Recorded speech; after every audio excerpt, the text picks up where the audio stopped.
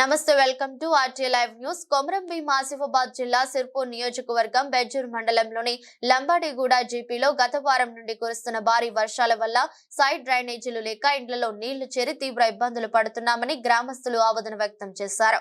పలుమార్లు అధికారులకు చెప్పినా పట్టించుకోవడం లేదని, ఇండ్లలో నీళ్లు నిల్వ ఉన్నందున పంటలు చేయకుండా ఇబ్బందులు పడుతున్నామని అధికారులు చూడనట్లు వ్యవహరిస్తున్నారని ఆరోపించారు. ఆర్టీఐ లైవ్ రిపోర్టర్ లింగయ్య చరవాణి ద్వారా కార్యదర్శిని వివరణ కోరగా ఆర్ఎండ్బి డబ్బా నుండి బెజ్జూర్ వరకు రోడ్డు పనులు చేపట్టిన కాంట్రాక్టర్ మరియు గల్లీలలో సీసీ రోడ్డు పనులు చేసిన కాంట్రాక్టర్ల నిర్లక్ష్యం వలన వారు సైడ్ నాళీలు తీయక ఉన్నందున నీళ్లు నిల్వ ఉంటున్నాయని, లోతట్టు ప్రాంతంగా మార్చారని, వాటికి సైడ్ నీలాలు తీయడం అని చెప్పినా పట్టించుకోలేదని, వారిపై చర్య తీసుకోవాలని మరియు జీపీలో పెట్రోల్ బంక్ ఏరియాలో అక్రమ ఇండ్ల నిర్మాణాలు పుట్టగొడుగుల్లా పర్మిషన్ లేకుండా నిర్మించారని తెలిపారు.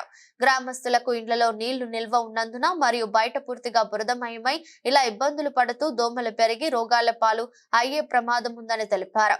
ఇప్పటికైనా సంబంధిత అధికారులు నీళ్లను తొలగించి మామూలను ఆదుకోవాలని తెలిపారు. సప్పవట్ట నాగబాబు, బానోత్, జీతు ఇండ్లు పూర్తిగా నీళ్ల మట్టంగా ఉన్నాయని అధికారులను వేడుకున్నా ఫలితం లేదని వాపోయారు. ఏం పేరు మీది? ఇది ఎన్ని రోజులు ఉండే నీళ్లు? వారం రోజులు ఎవరు చెప్పారు? మాకు ఏం కోసా నీళ్ళు అన్నం తిన్నదాని లేదు, పండుదాని లేదు, మేకతో కోసా ఏం కోసా ఉన్నది బాయిగో మరంతా పోయిరంతా పోయింది, అంతా కన్నా పోయింది, అంతా అవుతుంది.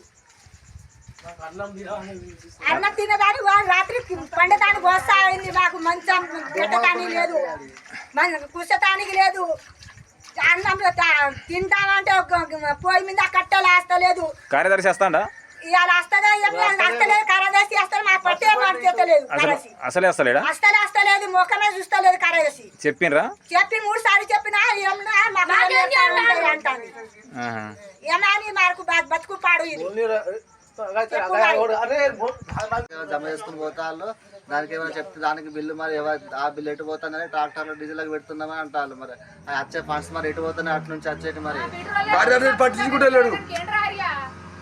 అంటే మా ఇంటి ట్యాక్స్ జమ చేస్తాను ఆ ఫండ్స్ అన్ని ఎటు పోతున్నాయి అన్ని గ్రామ పంచాయతీ మొత్తం వరదలు వచ్చి మొత్తం ఇంట్లో వచ్చి వస్తున్నాయి.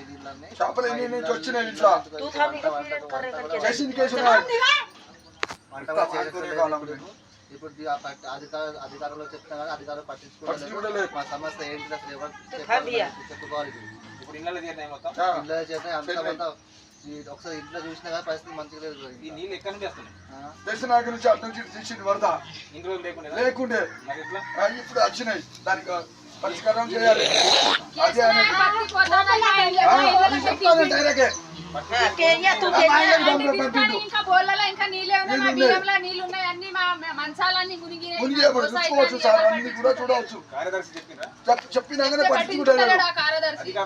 చెప్పినా పట్టించుకుంటారు.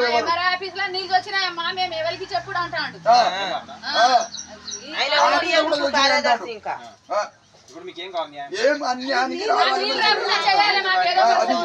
ఏదో ఒకటి న్యాయం చేయాలి మాకు. ఇప్పుడు బాబులు పోనీ ఇంట్లో గ్యాస్ కూడా పెరిగిపోయింది. ఇంత చేపలు వచ్చింది. పెద్దోళ్ళు ఉండి ఎందుకు